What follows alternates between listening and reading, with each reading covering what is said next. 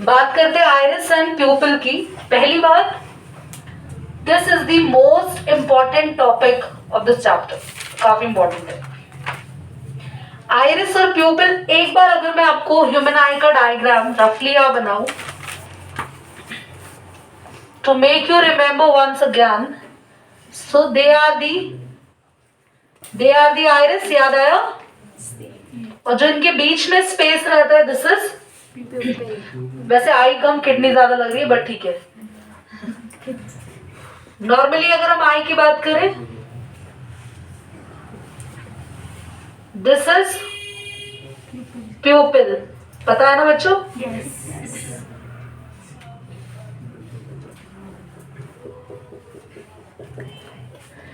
So if I talk about pupil and iris, इनका काम क्या होता है? सबसे पहले अगर हम नोटिस करें, अभी जरूर नोटिस कर रहे होंगे, अब थोड़ा ऐसा टाइम आ गया है कि हाँ हम लोग ऊपर टेरेस पे धूप में थोड़ा सा सन बाथ ले रहे हैं, धूप में बैठते हैं क्योंकि ठंड आ गई, विंटर्स आ गए दिल्ली में। तब आपको एकदम से जब अपने घर में जाना होता है नीचे, यू विल नोटिस कुछ सेकंड के लिए आपको एक कमरे में बहुत अंधेरा दिखता है और कुछ देर बाद जाके आप स्टेबली देख पाते हैं। Do you observe? यस। नहीं तो आप सो रहे हैं, सो के उठे हैं सुबह सुबह और एकदम से आपकी मम्मी ने बिल्कुल आपके सर के ऊपर जो हैलोजन वाली ट्यूब जली हुई है ना, वो जला दी, तो आंखें एकदम से नहीं खुलती है, छोटी हो जाती, हम चीनी बन, हम छोटे आइस वाले बन जाते हैं, ठीक है?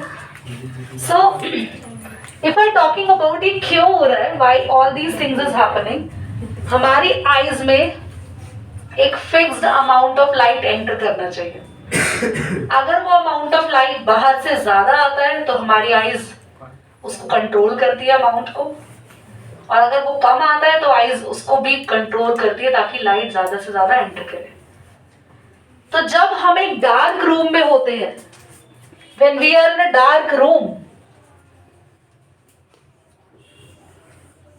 और जहां पर बहुत ही लेस लाइट है, बहुत कम लाइट है, तो जो ये प्यूपिल है, प्यूपिल जो साइज होता है वो इंक्रीज्ड हो जाता है। तो ये प्यूपिल का साइज जो बढ़ जाता है, इससे ज्यादा से ज्यादा अमाउंट लाइट जो होता है एंटर कर पाता है, ज्यादा से ज्यादा लाइट का अमाउंट आईज में एंटर कर पाता है डार्क रूम में। वही जब हम लोग बहुत ही ज्यादा ब्राइट रूम में है, फॉर एग्जाम्पल सनलाइट को इमेजिन कर सकते हैं, तो तब हमारे आईज में कैसी लाइट, कितनी लाइट एंटर कर रही है? Large amount of light, maximum amount of light is entering in our eyes, so that हमारी आईज में ज्यादा लाइट एंटर ना करे, उस पर कोई इफेक्ट ना आए, तो प्यूपिल size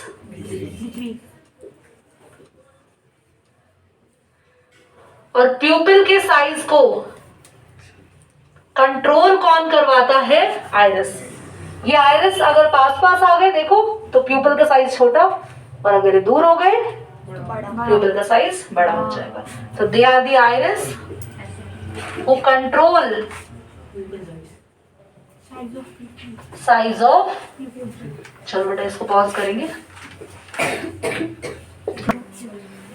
so let's talk about rods and cone sales.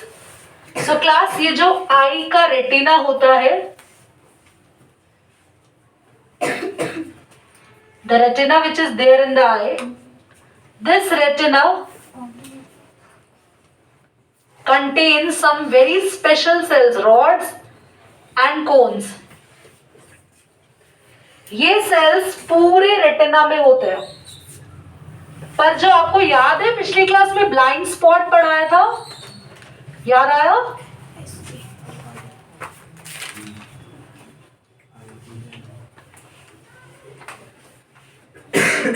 ये जो ब्लाइंड स्पॉट होता है, जहां पर कोई भी इमेज नहीं बनती, एग्जाम में पूछ सकते हैं कि इस स्पॉट पे कोई इमेज क्यों नहीं बनती, तो आप आंसर लिखेंगे क्योंकि इस स्पॉट पे कोई भी रॉड्स और कोन सेल्स प्रेजेंट नहीं होते।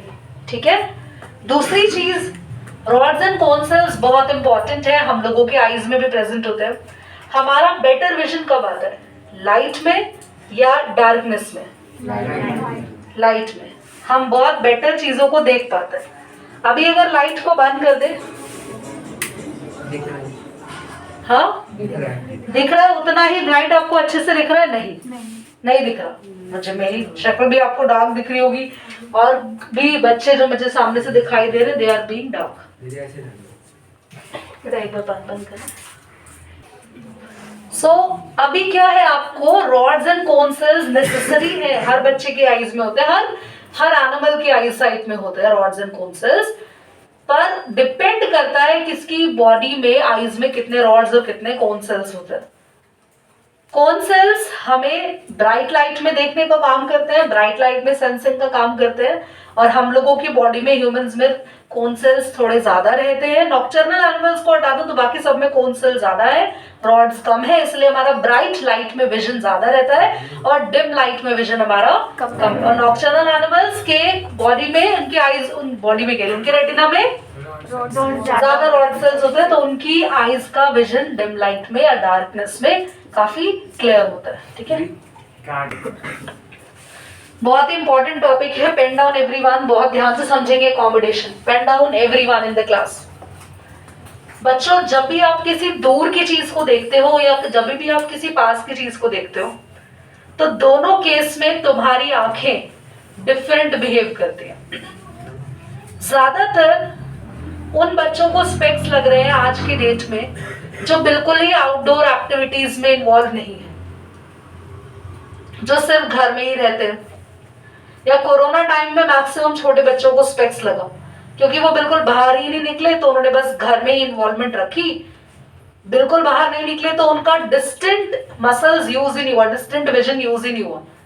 हमारी मसल्स बहुत एक्टिव होती है, आपको पता है आईज की एक्सरसाइज भी होती है कि पेन को दूर पास लेकर आते हैं, इस तरीके से ऊपर नीचे पूरी तरीके से रोटेशन करते हैं, हमारी मसल की एक्सरसाइज होती है, and that definitely build up the vision of the I also. But nowadays, as all like students, or we can say that small kids, they are not in touch with the outdoor activities, and they are keep seeking the things which are nearby to them. They are going to involve the things, they are going to involve in the games which is nearby to them, so their distant vision is not using, and that is one of the most important reason that muscle of the eye become weak. I'll be telling you, when the object is at distant, how your eye is going to behave, or when the object is near, then how your eye is going to behave. Listen very carefully. बच्चों, जब भी आप कोई दूर की चीज देखते हैं, फॉर एग्जाम्पल फिलहाल तो मैं बहुत पास की चीजें देख रही हूँ अपनी। दूर यानी कि जैसे हम गार्डन में खड़े हैं और बहुत दूर दूर पेड़ों को, ऊपर काइट को या बर्ड्स को देख रहे हैं, सन को देख रहे हैं, stars, it is like that. So उस केस में याद रखना, जब भी हम किसी डिस्टेंट चीज को देखते हैं, तब हमारे आई में जो लाइट रेज एंटर करती है वो हमेशा कैसी रेज होती है? पैरेलल। तो पैरेलल रेज कुछ ऐसे आती है आईज में। और जब हम कोई पास की चीज देखते हैं, हम बुक पढ़ रहे हैं, मैं तुम लोग को देख रही हूँ, नियर बाय चीज को देखते हैं, तो हमारी आईज में लाइट रेज ऐसे आती है डाइवर्ज होके। क्या आपको डिफरेंस दिखाई दिया? लाइट रेज, फॉर एग्जाम्पल मैंने एक बुक देखा तो बुक पे लाइट रे आई, वो लाइट रे मेरी आईज में आएंगी तो डाइवर्ज होके आएंगी, फैलकर।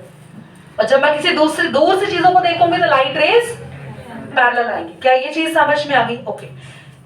दोनों ही केस में हमारी आई का ये काम होता है कि ये जो लाइट रेज आ रही है इन्हें मर्ज कर दे, पीछे जाके मिला दे। तो एक केस में तो यार ये इतना ओपन होके आ रही है, तो आपको मिलाने में ज्यादा फोर्स लगेगा या यहाँ पर, फर्स्ट केस में या सेकंड केस में, किस में ज्यादा फोर्स लगेगा? सेकंड केस में। तो इसका मतलब ये हो गया कि जब भी हम किसी पास की चीज को देखते हैं तो हमारे आई लेंस की कन्वर्जिंग पावर ज्यादा होनी चाहिए। अगर वो कन्वर्जिंग पावर कम रखेगा तो वो रेज को कन्वर्ज नहीं कर पाएगा, मिला नहीं पाएगा, और रेज नहीं मिलेंगी तो इमेज फॉर्म नहीं होगी। बात समझ में आ रही है? तो ये चीज याद रखनी है फटाफट से। जब कोई भी ऑब्जेक्ट नियर बाय होता है तो रेज कैसे आती है? डाइवर्ज। दीदी इसको याद नहीं रखा जाएगा, इसको मगरमच्छ से याद रखेंगे। मगरमच्छ दूर होता है तो कभी मुंह नहीं खोलता, पास आता है उसका मुंह खुल जाता है। तो पास से रेज डाइवर्ज। अब याद रहेगा, पास से रेज हमेशा मगरमच्छ की तरह हो जाएंगी, पास आके खुल जाते, डाइवर्ज हो जाएंगी। तो जब डाइवर्ज रेज आती, जरा पहले ये वाला कॉन्सेप्ट समझ लेते फिर ऊपर। जब डाइवर्ज रेज आ रही है तो हमारा आइलेंस कैसा होना चाहिए, मैंने लिखा है कन्वर्जिंग पावर इसकी, और ज्यादा कन्वर्जिंग पावर करने के लिए हमारी आईज की मसल्स ढीली हो जाती है। मसल्स कैसी हो जाती है, कॉन्ट्रैक्ट, इससे लिगामेंट लूज हो जाता है, मसल सिकुड़ गई और हमारा लिगामेंट कैसा हो गया, लूज। ये लूज हो गया तो हमारा आइलेंस थोड़ा फैल गया, आइलेंस फैल गया यानी कि आइलेंस, जब भी आइलेंस थिक हो जाएगा बेटा याद रखना, व्हेनेवर योर आइलेंस इज थिक उसकी कन्वर्जन पावर बढ़ जाएगी और फोकल लेंथ कम होगी। फोकल लेंथ कम क्योंकि कम लेंथ पर ही आपको इमेज बनानी है। फोकल लेंथ का फिलहाल यहाँ पे बहुत बड़ा मेजर रोल नहीं है, हम इस तरीके से रिलेट भी करते हैं, कोई चीज जितनी दूर होती है उतनी ज्यादा फोकल लेंथ होती है आइलेंस की, कोई चीज जितनी पास होगी, ऑब्जेक्ट जितना पास होगा उतनी कम फोकल लेंथ होगी। ठीक है, अब इधर आ जाओ। जब भी कोई चीज बहुत दूर से देखते हैं तो लाइट रेस कैसी आ रही है, इस टाइम पे हमारे आइलेंस को इतना कन्वर्जिंग पावर लाने की जरूरत नहीं है, तो हमारा आइलेंस थिक के बदले थिन होने के लिए हमारी मसल्स कॉन्ट्रैक्ट नहीं करती बल्कि रिलैक्स हो जाती है, रिलैक्स, और हमारे लिगामेंट्स टाइट, यहाँ लिगामेंट्स लूज हो गए थे, लेंस फैल गया, थिक हो गया, यहाँ लिगामेंट टाइट हो गए। अगर टाइट होंगे, एक बात बताओ, लिगामेंट तो लेंस को ऐसे खींच लेंगे और लेंस खींचेगा तो थिक की जगह, और लेंस थिन तो लेंस की कन्वर्जिंग पावर भी कम, कन्वर्जिंग पावर कम हो जाएगी और हमें कम कन्वर्जिंग पावर ही चाहिए क्योंकि हम लाइट को पैरेलल से ऑब्जर्व कर रहे हैं। समझ में आ रही बात? और फोकल लेंथ बड़ी क्यों, क्योंकि ऑब्जेक्ट जितना दूर होता है उतनी ही बढ़ जाती है लेंस की। समझ में आया? पॉज कर दो। बच्चों, आपकी आईज किस पॉइंट तक बिल्कुल क्लियरली और कंफर्टेबली देख सकती है, ध्यान से सुनेंगे।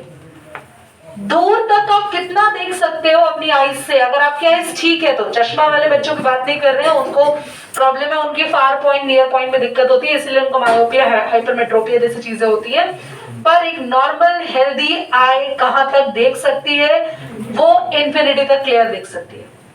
और कितना नियर हम किसी चीज को रख के बिना आईज को स्ट्रेस देके पढ़ सकते हैं? 25 सेंटीमीटर। अगर आप बहुत पास रखो जरा अपनी आईज के, बिल्कुल पास अपनी कॉपी लेकर आओ जल्दी से, बिल्कुल पास, और आप पढ़ने की कोशिश करो, पढ़ तो पाएंगे, दर्द हो जाएगा सर में या ब्लर दिखेगा, इट्स लाइक दैट। सो बिल्कुल ध्यान से सुनेंगे। Which is the, what is the range of the eye? It is infinity to 25. That is the near point, but it is the far point. What is the far point of human eye? Near point, red button.